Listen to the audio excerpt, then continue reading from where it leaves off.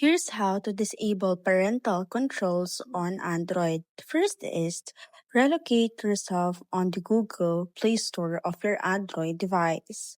Afterwards, at the top right corner of your Google Play, you will see your profile icon. What you need to do is to click on that. After clicking on that, scroll down until you see the settings option. Click on the settings option. After clicking on the settings options, you will be redirected on this page. Scroll down until you see the family, parental control, parental guide. Afterwards, expand by clicking it. After clicking on it, you will see the parental controls. Now what you need to do is to click on that.